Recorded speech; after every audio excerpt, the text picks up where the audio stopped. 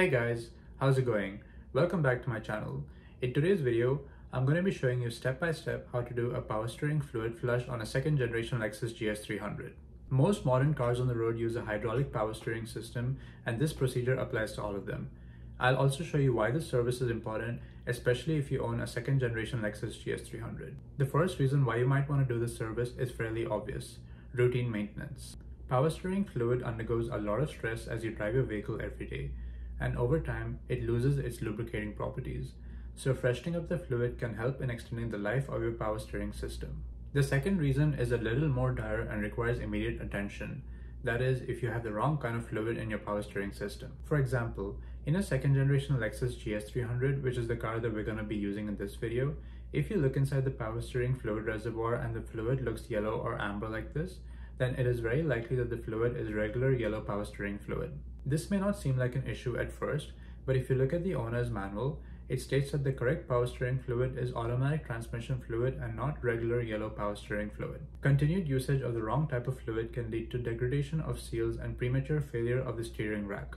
A new OEM steering rack can cost close to $1,000 for some cars, so if you haven't changed the power steering fluid in a while, or if it's of the wrong type, it's a good idea to flush it out. The tools you'll be needing for this are a turkey baster, a catch container, a pair of channel locks or hose clamp pliers, a jack, a pair of jack stands, and some paper towels. The parts you'll be needing are 2 to 3 quarts of Valvoline automatic transmission fluid. The owner's manual calls for either Dexron 2 or 3 automatic transmission fluid to be used as a power steering fluid for this car. From the back of the bottle, we can see that this transmission fluid is suitable. A length of plastic tubing with an outer diameter of 3 by 8 inches. The longer the length of this tube, the better, as it will help avoid a mess when we flush the steering rack. And finally, a replacement power steering return hose. During this process, we'll be removing the old power steering return hose from the fluid reservoir. There is a good chance that the return hose will be stuck to the inlet pretty tight and you won't be able to get it off. If this is the case, you'll have to cut it off and replace the hose. This fuel line hose from AutoZone works really great as a substitute, and you'll need around 2.5 feet of it. You can find links to all these parts in the video description below. First, we will go ahead and jack the car up so that the wheels are off the ground. The jacking point is on the subframe just behind the oil pan. You can place your jack stands under the frame rails as shown.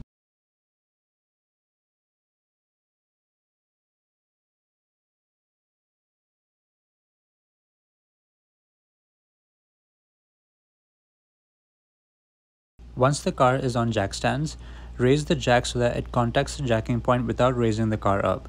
This will serve as an additional safety measure in case the jack stands fail. Now that the car is safely on jacks, we can start removing the old power steering fluid from the system. Insert the turkey baster into the power steering fluid reservoir and suck out as much old fluid as you can. Clean off any spilled power steering fluid with a paper towel. This makes it easier to identify any leaks later. Now we will go ahead and remove the power steering return hose so that we can flush the system. You can identify the return hose easily by looking for these constant tension clamps as shown. Slide the catch can under the location of the return hose to catch any spilled fluid. Slide the clamp off of the reservoir inlet using the channel locks. Before you remove the hose, slide a rag underneath it as there may be some fluid left over in the reservoir. Remove the return hose and set aside.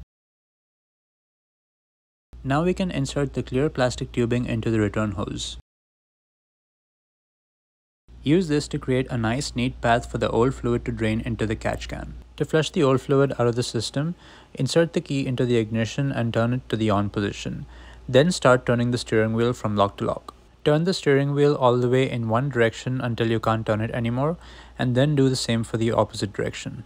The old fluid will start coming out of the clear plastic tubing we attached to the return hose. Keep turning the steering wheel from lock to lock until there is no more fluid coming out of the return hose, or it just slows down to a steady drip.